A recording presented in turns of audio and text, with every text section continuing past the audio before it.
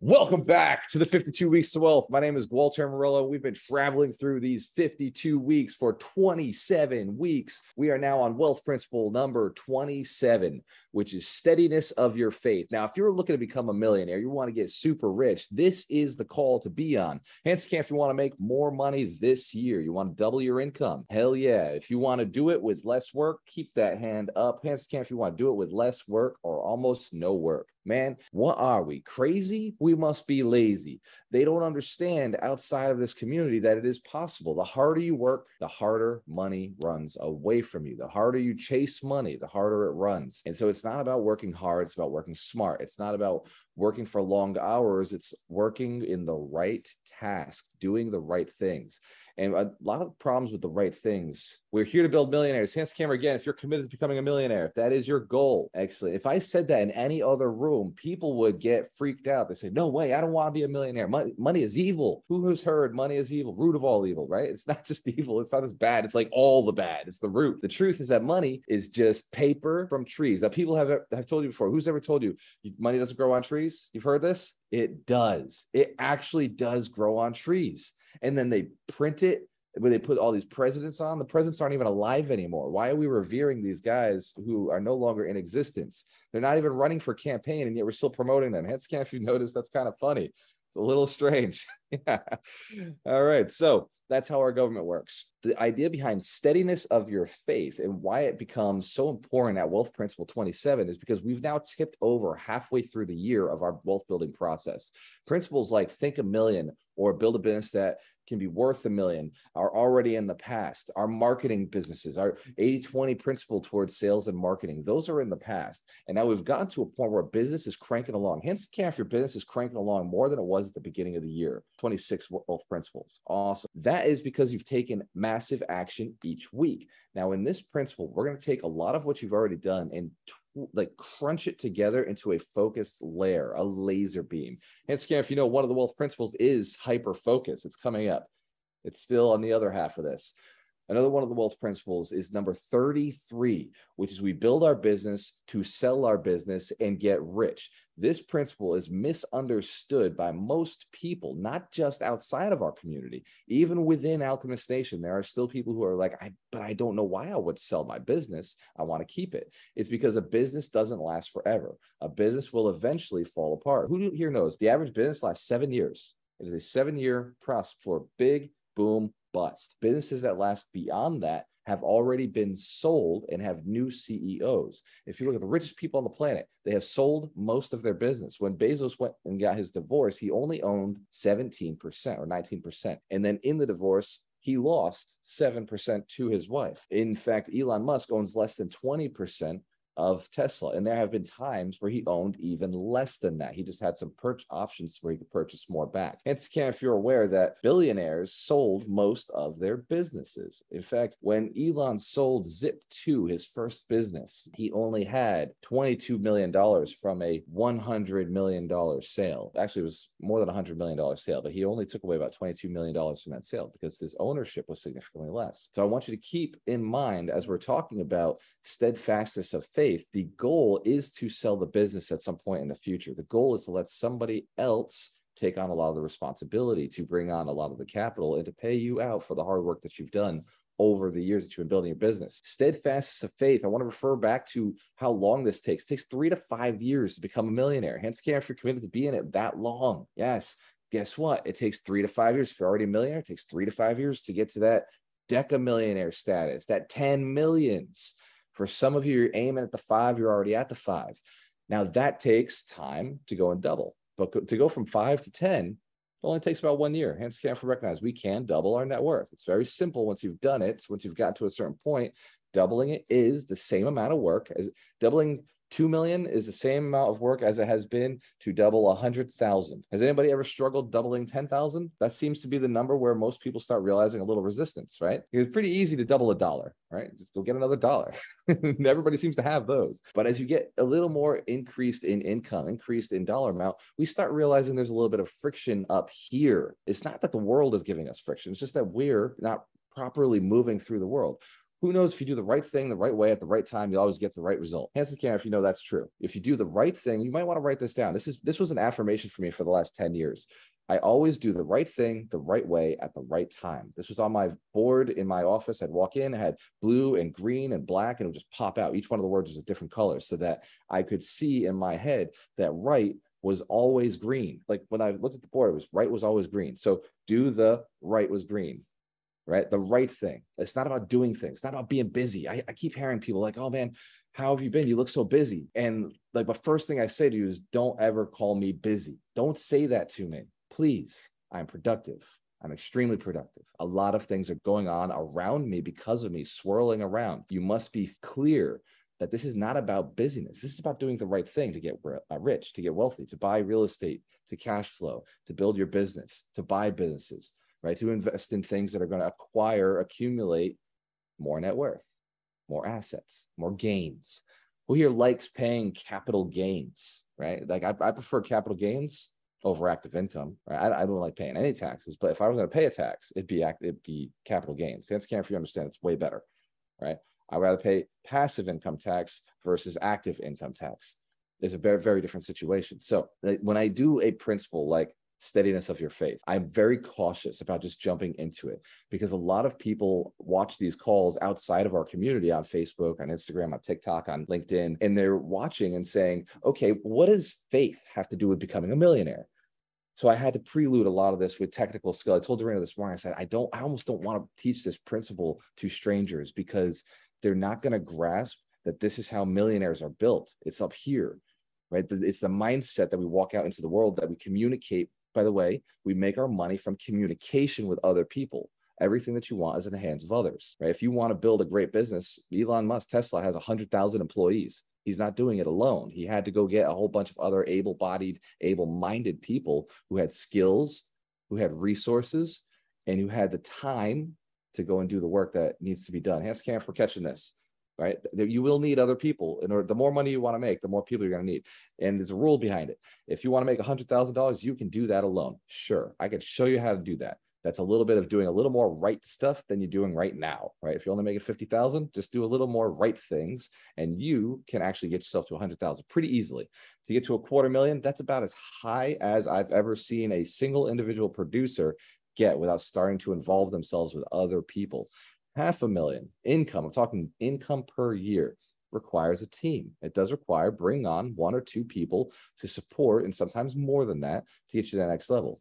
The million, I don't know a single person who is actively earning $1 million a year who is doing it without a team of people around them. Hands to the camera if you've also noticed that.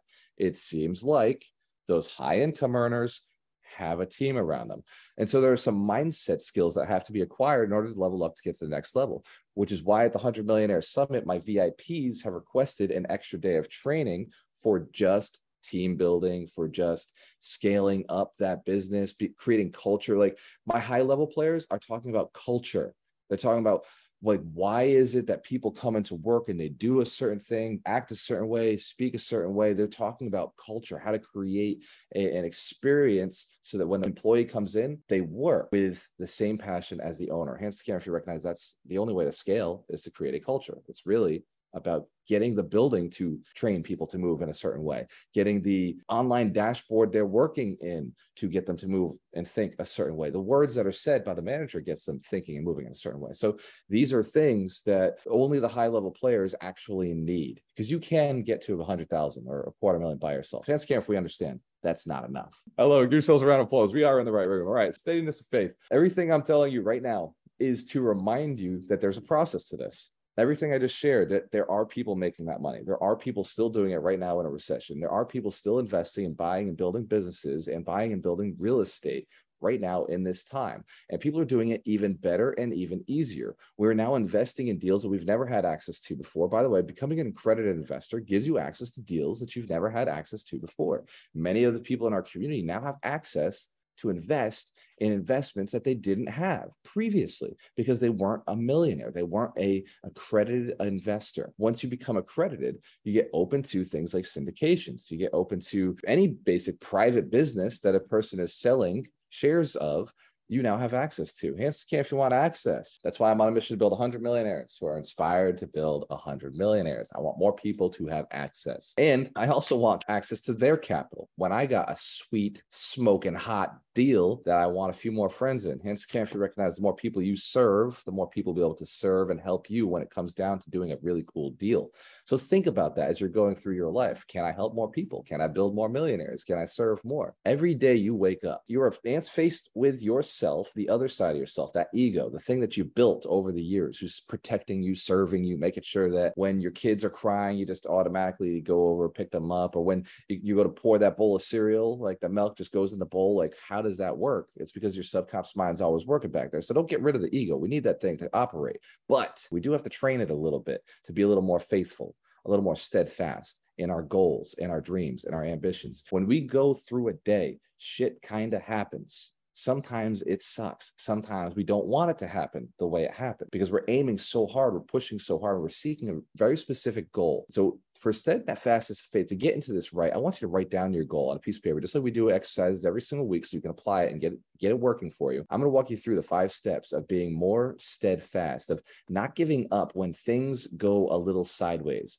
when things get a little difficult. Hands at the camera if this would be valuable for you and your business right now. If you want to stay committed to doubling your income, you want to stay committed to doubling your net worth, awesome. This is a tool that I only obviously have the ability to give to you. Anybody who's not here on this call is missing out on this opportunity. There's only 47 of you.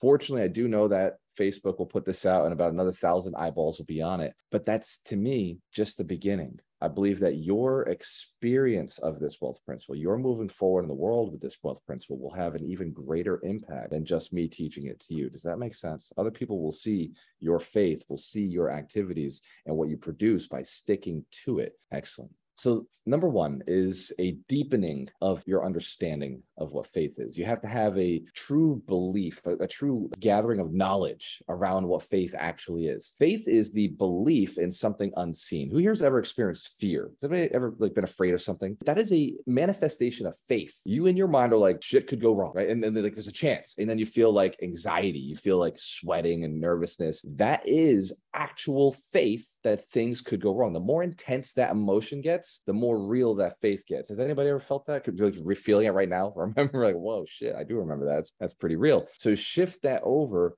to a state of another powerful form of faith, gratitude. When you know, like you just know for sure that it is yours, like thing in your life, the person in your life, the experience in your life, you own it. It's yours all the way. Nobody can ever take that away from you, right? Like this laptop or the cell phone right in front of you, right now, you're just like, I know this will be here 5 minutes from now, right? You have absolute faith in the device in front of you, right? You know that it's going to continue streaming. And if for whatever reason it stops streaming, you would be like mind blown. Like what happened? You know, is the internet company down? Did somebody unplug the router? Who needs to die right now? You will start a war over this stuff. And if you've ever freaked out when the internet went down in a moment that was so powerful for you. Absolutely. That's the power of faith, right? That's the power of knowing, like absolute knowledge that a thing is occurring for you. What I found with successful people is they just have this powerful faith. They have this powerful belief that who they are, what they're building is worth building. And so having this deep understanding of what it is, and that the next 4 are going to be really valuable now that you have grasped that there are emotions that you're already experiencing to have powerful, deep faith around it. Hence, Karen, if this is helpful, we're understanding now what faith actually is. Maybe a deeper understanding than we've ever had before. Simple stories go a long way. 2, develop deep convictions. The easiest way to say this is to have faith, to have deep faith means to have a deep conviction or belief that there are realities beyond what we can see, but they have been seen in our minds. If you've seen it in your mind, then it is a reality. The potentiality is there. The only thing you must do in order to manifest is reach out and take it.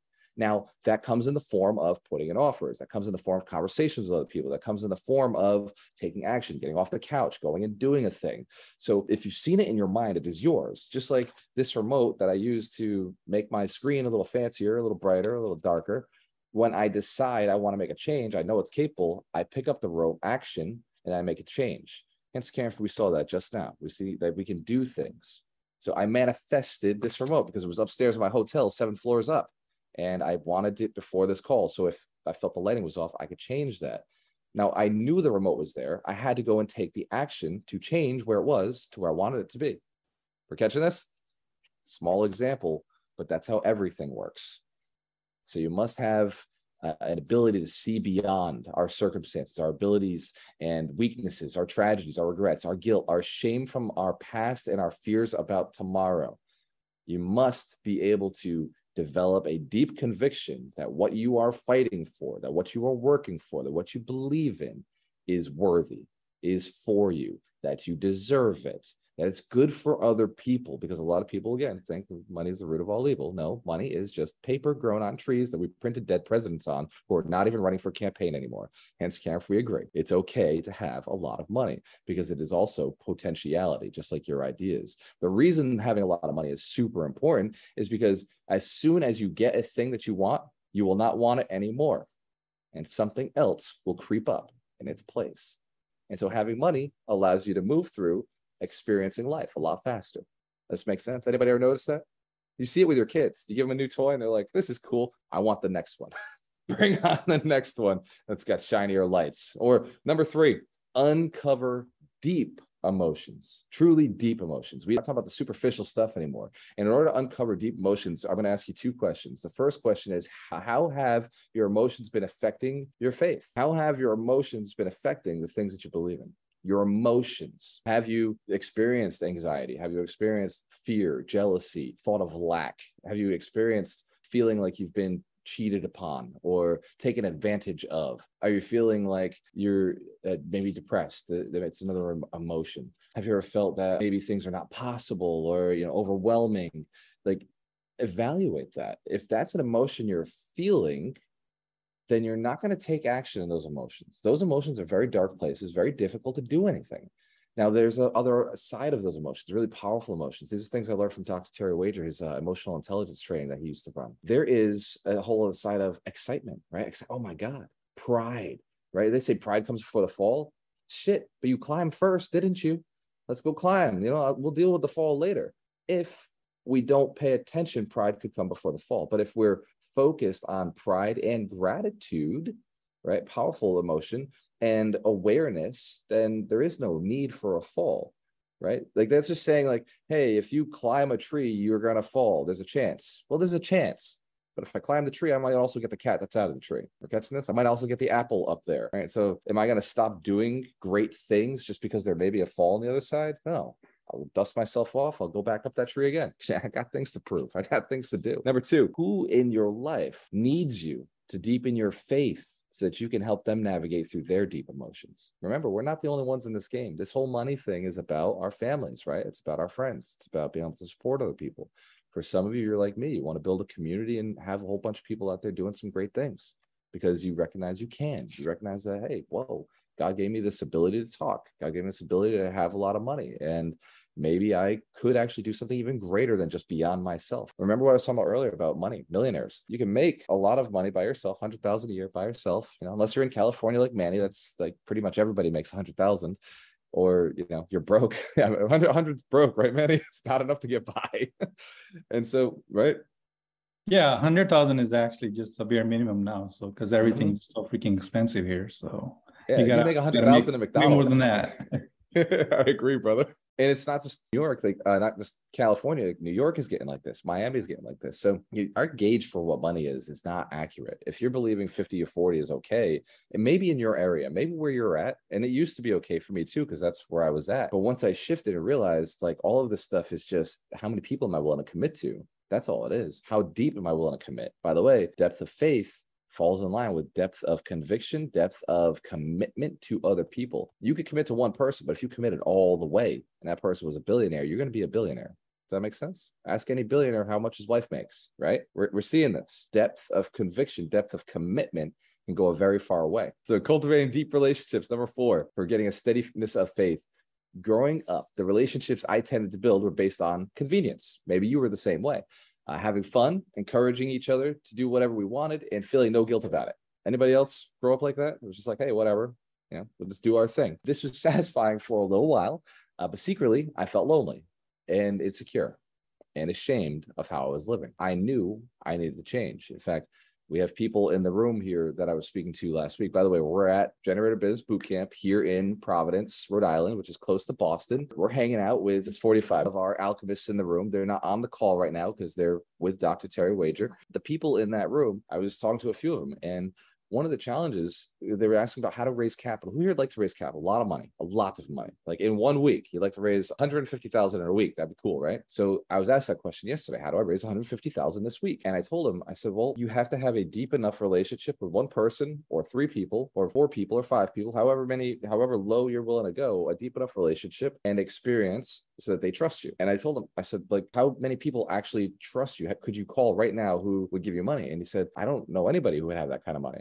So I bet you do. I bet you do know people that would have that kind of money, but you don't have a deep enough relationship where you feel comfortable asking them for that kind of money. And he said, well, what do you mean? I said, well, I know that you, and I used his name, but I'm not going to share you here. I said, I know that you, because names are important, by the way, they're very important. I know that you tend to have short relationships, shallow relationships. You don't ever want to commit to somebody because they might require you to do something. And so you want to just enough to kind of get in and get out and take, and then like you'll match, but you're not going to just give for the sake of giving because you believe that you don't have all this infinite energy that you keep giving. And he said, what? I don't believe that. That's not true. And I said, here's the other problem. Nobody knows that you invest in real estate. Nobody knows that you're the authority on real estate. He said, what do you mean? I said, I looked at your Facebook, man, and your Facebook doesn't say anything about real estate.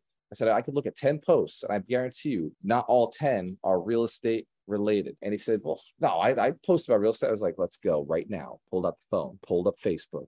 And wouldn't you know, the first post is about you got to believe in yourself, mindset. And I told him, I was like, dude, you haven't earned mindset yet. You can't talk about mindset posts until you've been successful in something, because mindset posts just make you seem weak unless you're successful. Does that make sense? We're grasping this. If you post the mindset stuff, but you got no proof of like your mindset stuff works, it just makes you seem like, wow, that's a really emotional child who's thinking about mindset stuff. Who here's ever posted one of those and they didn't get a lot of likes? They didn't get a lot of views. They were just like, what the hell? It's because they haven't seen your success yet. You must position mindset with success. When you have positioned your experience, who you are, with success, then mindset's like, aha, that makes sense. I carried down through his posts and I was like, not real estate, not real estate, not real estate, not real estate, not real estate, not real estate. And then one post, he's like, well, that's the 100 Millionaire Summit. That's the summit in October. Here's Cameron, by the way, if you're going to the 100 Millionaire Summit this year in October, hell yeah, it's going to be exciting. It's going to be amazing. And it's going to be about real estate. And there's going to be a lot of millionaires in the room. Guess what? He didn't say anything about real estate in the post. So it's like you had all this opportunity. You know, you're going to be hanging with millionaires. You're going to be investing in real estate. There's going to be guys talking about how they own thousands of units. But you didn't put any of that in the post. All you said is, I'm going to this great success event. But you haven't had great success for anybody to want to model, for anybody to be like, wow, I should go there. Does this make sense? We're catching this. So he hadn't built the ability for people to trust him with money. And then all of his relationships are shallow. And by the way, when you're watching this later, if you end up watching this, I apologize for being so harsh at the time, but I hope it worked, because it's a effective requirement for you to look at yourself and go a little deeper in these relationships, right? Like, it's okay to feel insecure. It's okay to feel lonely, but you can change that by loving someone first. You don't have to, first you got to love yourself, right? The first person to love is right here, right? If you're feeling insecure, feeling lonely, if you're feeling like ashamed of the way you've treated people in the past, like, fall in love with yourself. Just a little forgiveness goes a long freaking way. Then I wake up every day, Dorita knows, I ask her in the morning, who do you love? And her first answer better be me. And I don't mean me, I mean her. She has to love herself.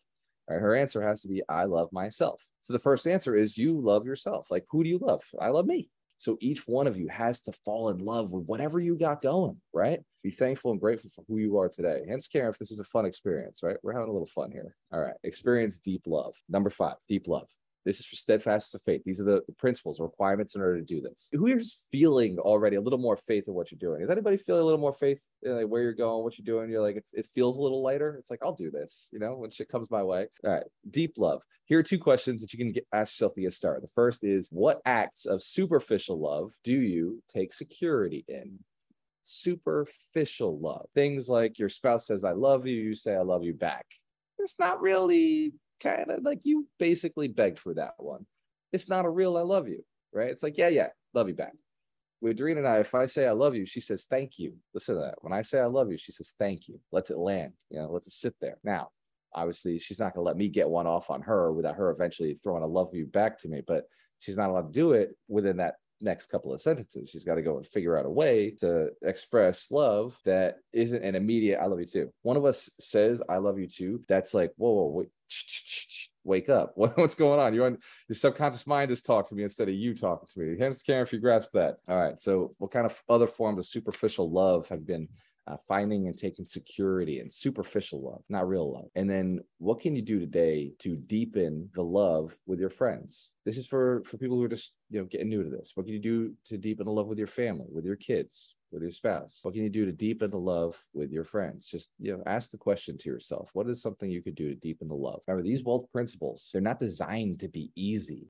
This one is, can be a little woo-woo, right? People watching this right now are like, dude, what the hell is he talking about faith for when he said it's a millionaire call?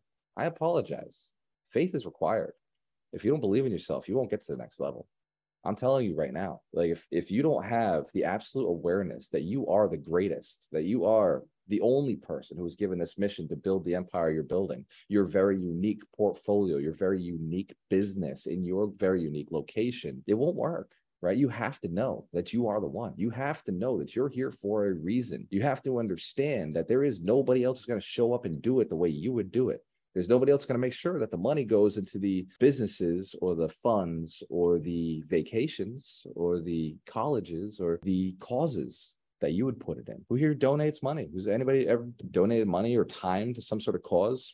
Anybody else going to do that for you? No, I guarantee you they won't. I guarantee you, like if I have some speaking to do tomorrow, I'm doing this speaking right here. If I didn't show up, nobody would. There is nobody who would come out here and manifest these 52 weeks if I didn't write them down, if I didn't document. Now, we are getting to the point where I could, at any point, ask any one of the 12 celebrity coaches, would you cover me this week?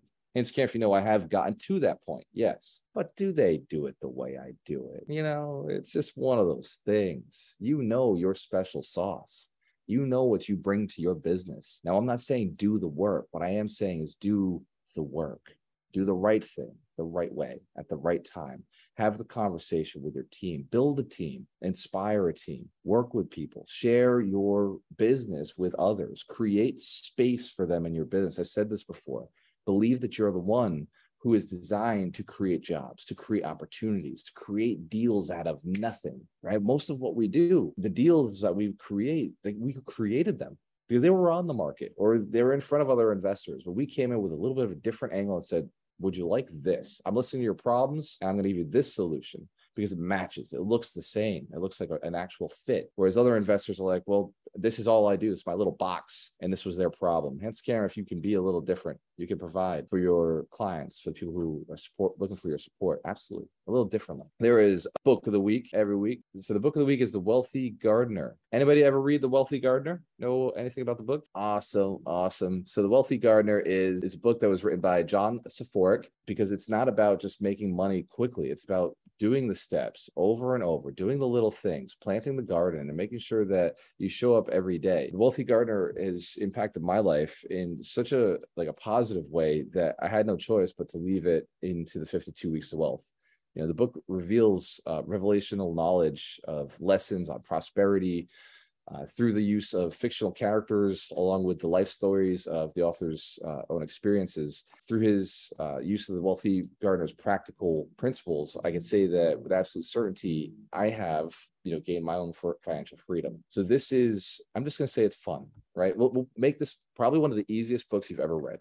It's story, fun, but it's practical. Kind of like Richest Man of Babylon, but not with all the old English language. The Wealthy Gardener, read it this week. It doesn't take long to read it. It's a fun one. Listen to Audible. That is the book of the week. The wealth principle for next week is Wealth Principle 28. Learn to love dealing with large amounts of money and the people who have it.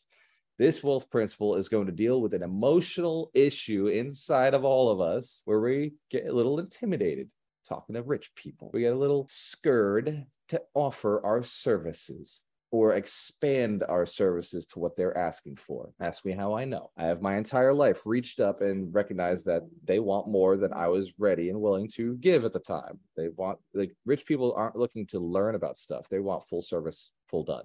Just where do I sign the check? You're going to accomplish the task. So we're going to talk about how to emotionally have more conversations with rich people. By the way, hands care if you want more rich people in your life and have great conversations with them. Okay.